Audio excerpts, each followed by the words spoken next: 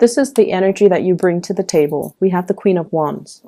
The Queen of Wands is somebody that is also all about business, okay? This is a very attractive woman. So people see you as someone like this. You embody this energy. She is flirtatious. She is also, this is like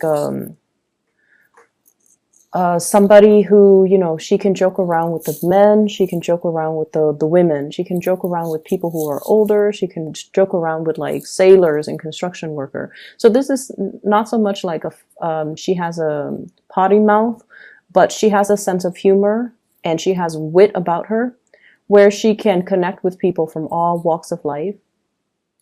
She's popular, she's provocative. And, you know, she owns her space. And I mentioned 2 weeks ago, I believe, about, you know, being flirtatious without seeming sleazy. And I feel like you're coming into this embodiment of this energy where you're doing it properly. You're flirting without seeming desperate. So it's like a fine line, right? Knowing when to stop, knowing when to move forward, and not pushing so far ahead when the other person's not ready. So this is definitely that energy, more lighthearted, more nonchalant, but at the same time showing somebody that you're interested in them, but in a more detached manner. So this is someone who's very popular. You're seen as someone who's very, very easy to talk to, very popular. Everyone likes you. And generally, this is a very attractive woman. How the other person sees you. We have here the Empress. And the Empress is all about taking care of her business. This is somebody that cares about expansion, okay? You're on this cloud, like being on cloud 9, and tending to your garden, tending to your life, looking at things from a higher vibration in a higher perspective. Okay, seeing the forest for the trees, really looking at what do I need to work on? And you're seeing so far into the future that you're anticipating certain outcomes. So you're taking preventative measures to take care of things, to get things done, to fix things because you anticipate that they're going to break down further down the line. The Empress is beauty and love and just prosperity. And so the person that you're dealing with, they see you as a little bit of a threat, mainly because you're very, very stable. You're very carefree. You're very just leaps and bounds ahead of them. Okay, you're elevated. Your status is elevated. They also feel like you have, for some of you, come from a really good family. It could be true or not. Whatever the situation is, they feel like you have really good upbringing. You speak properly. You have good manners. You have a good sense of grace about you. You're very well refined. And this card is usually in the traditional Rider-Waite deck. I'm not sure if the imagery shows up in this deck. But the Empress is ruled by Venus. And Venus rules all things that are Venusian, such as, you know, art, music. So you might have talents in the artistic industry. You might have artistic talent. You might have the ability to sing, the ability to play multiple instruments. You might dabble in the arts, graphic design. I'm seeing for some of you painting, sculpting, things like that. You have hobbies. You have cultivated these hobbies. So they see you as someone who is quite, you know, kind of out of their league is what I'm sensing. They're very attracted to you. And they see you as someone who is a little bit outside of their league, mainly because they think you come from a really good family. You have pretty manners. You dress well. You take care of yourself. You do things to really expand your mind and your consciousness. You're a perpetual student. And, you know, you just take good care of yourself and you have high standards for everybody and yourself. Not that you're just on the high horse, you know, judging people. No, they feel like you have high standards for everybody.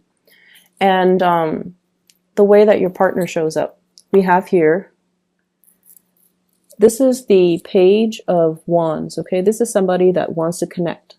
But the way that they connect is, I want to show you something. Come with me, I want to show you something. So it's somebody that doesn't really know how to express themselves, like, hey, I like you, let's go on a date. I feel like they jump the gun a little bit, and they also want to test the waters with you. So it's somebody who's a little bit more on the playful end. Their energy is very lighthearted. They want to communicate with you, but their communication, she's holding a letter, so I feel like it's in written form, emails, text messages. You know, rather than calling, they text a lot. So if you're wondering why, it's because this person, they don't want to sit still for a conversation. They want to, you know, whenever they have something strikes their fancy, they want to text you, they want to email you, they want to message you. So it's somebody that you're dealing with through a lot of written communication rather than verbal communication. This is the way it's playing out here. You're busy doing your own thing and they catch your attention. And so I see somebody, you know, coming around you, hovering around your space a lot. You could be, you know, deep in thoughts, very immersed in your work, and they're like behind you, trying to catch your attention. Okay, and it's like attention seeking. Attention seeking. I feel like you're dealing with someone who's very different from you too, culturally, ethnically. The page energy, especially the suit of wands, usually indicates, you know, different values, different upbringing, different religious belief, different philosophies in life, and different ideologies. You're dealing with someone who's very different from you. And so that's what I'm getting here. And the way that you see this person, we have here the Ten of Pentacles. Some of you are playing coy because you see this person as someone who's very privileged. And that could mean, you know, they're, sometimes it could mean they come from a really good family. Everything in life happens for them in a very easy manner. So they don't really know what it feels like to really have to struggle, to get your hands dirty, to roll in the trenches, and to kind of work their way up. So in a way, you're kind of impatient with them because of their worldview is a little bit narrow-minded based on their privileged upbringing. Okay, I don't want to offend anybody who might be cross-watching, but I feel like the Sagittarius person has been through a lot, and it's understandably so, because Sagittarius had their Saturn return, their Saturn transit. So it's the Saturn return for some Sagittarius, and it's the Saturn transit a few years ago. And Saturn makes you older and wiser. Saturn brings lessons. And so the Sagittarius person has been through a lot. And because of that, they're not really, they understand more. And they're not really at a point where they want to continue playing games, okay? And so when somebody has gone through this Saturn transit, they're almost like 10 years older. It ages you. It teaches you what's important, and it teaches you what is good for you and what's bad for you. And it teaches you to kind of learn to kind of intuitively sense people and their motives. So in a way, it makes us a lot more skeptical after we have survived the Saturn transit. We're no longer a child. We're no longer idealistic. We have to make decisions from an adult standpoint. You like this person, I feel. But the relationship, it's like castle in the sky, okay? In the clouds. It's a very, very lofty, idealistic dream that you might have had about this person. But in terms of building anything stable, you might not feel like they are emotionally mature enough for you. You might not feel like they have enough to offer you. Not materially, but you might not believe their intentions and what they're bringing to the table. So I feel like there has been this, you know, kind of reality sinking in that it's a pipe dream. I can't build on it anymore. And that's why you're kind of turning away.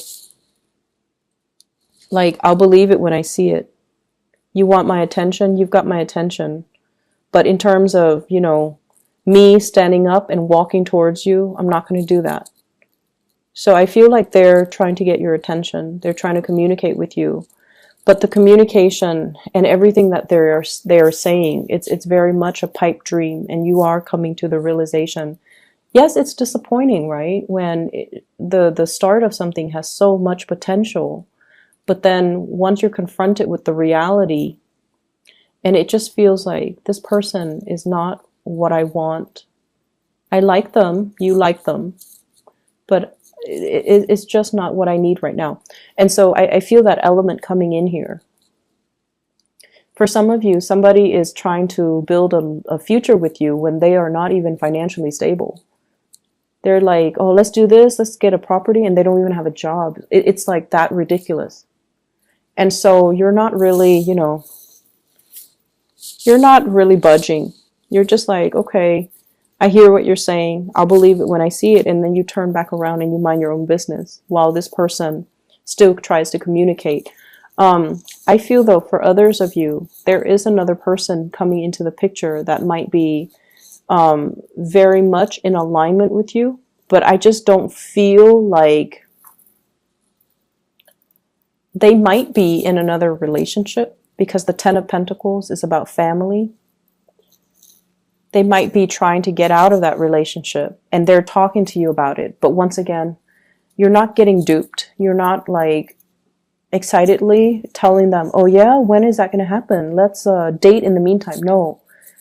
You understand that things take time, and you understand that divorce, separation, breakups, you know that it doesn't happen swiftly, okay? Based on everything that you've lived through, you understand that everything is a process. And so if they're telling you this now, it might not be, until like 2 or 3 years down the line when they're finally ready. And by that time, you're not going to put your life on hold, because you've got things to do. You've got things to do. Other people to date, other people to meet even. So major maturation process happening here, Sagittarius. In other areas of your life, well, actually, let me talk about this card. So what's happening between the two of you? We have here the Judgment card. And the Judgment card is sort of like the day of reckoning. I'll believe it when I see it. If I don't see anything physical or tangible, I don't believe it. It's just the reality of things, like snapping out of that, a sense of idealism and looking at a situation rather than just praying for things to happen. You want concrete evidence. You want something tangible, and you want something real. They're going to keep trying to communicate with you. They're going to keep going. They're going to keep trying. They're going to just trying to connect with you. But what is really standing in your way here is the Empress, which is, this is what I want. I want stability. I want a marriage. And we have here the Ten of Pentacles, which is also what they want. But until they can give you this, because, you deserve this. You deserve this whole completion, the Ten of Pentacles, because you are the Empress. So until they can get themselves to this level, you're not really going to buy whatever, story they're trying to sell you, okay? Other areas of your life. I mentioned before about, a zero-sum game. You're dealing with this character here. This is a water sign. Pisces, Cancer, Scorpio. Very manipulative. Very manipulative. This is somebody that has been taking things from you. He or she gives you a sob story. And you open up your wallet, you open up your purse, and you give them money. They give you a sob story, and then you get out of your bed to help them, or you get out of your office, you get out of your car, you get out of the whatever you were doing, and then you help them over and over and over and over again, because you're a fire sign, and because it's easier if you just do it rather than deal with them constantly complaining about it. Okay, so be careful about that. That's how they manipulate you. Your sense of impatience, sometimes it can be a double-edged sword. Turn on yourself. Okay, so learn to kind of work with other people's energy. Learn your weaknesses and refine them so that they don't become a weakness. If someone knows you're very, very impatient, they're going to come at you and they want you to do something for them. They're going to come at you and they're just going to talk your ears off, and you get frustrated and you're like, oh, fine, I'll just do it. I'll just help you with it. I'll just do it for you. Don't do that. Don't do that. Don't feed into it. Understand how you're being played or manipulated, excuse me. And especially if you're dealing with this person. Some of you might have children with this person, some of you might share assets with this person. But for whatever reason, there's an element here about somebody taking things away, things being taken. And it's not fair. It's not fair. It's not right. It's not fair. They know how to push your buttons. And, you know, it's sort of like, I'm going to manipulate, hold out my hands, and they're going to magically give me what I want. So not cool, okay? This person, they do this with everybody. They've burned many bridges.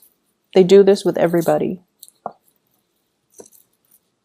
And, you know, they don't care. They don't care how they're being perceived. So if you look at this, this is like everyone is taking the bait. This person doesn't care. At the end of the day, they're very self-absorbed, narcissistic. They're going to do what they're going to do in order to survive. And I see a little bit of a social chameleon with this person. At first, they kind of blend in and become like just one of the villagers, right? And then later, they show their true colors. But they don't care what people think of them. Their reputation doesn't really mean anything. They're kind of, they blend into their environment. They do whatever they do to survive. And I feel like you do, you know, like I mentioned before, you don't hate anybody. Even the worst people, you still find that sense of that common thread of humanity running through you and them. And you do still feel bad. And so you help and you reach out. And I feel like it's a weakness that they're exploiting. So please be careful. I don't see this person as a permanent fixture in your life. He or she is not coming back every week, which is good, thank God. But I feel like around, you know, major holiday season, around important milestones in your life, they keep coming back in. So make sure that you are not being manipulated by anybody, okay?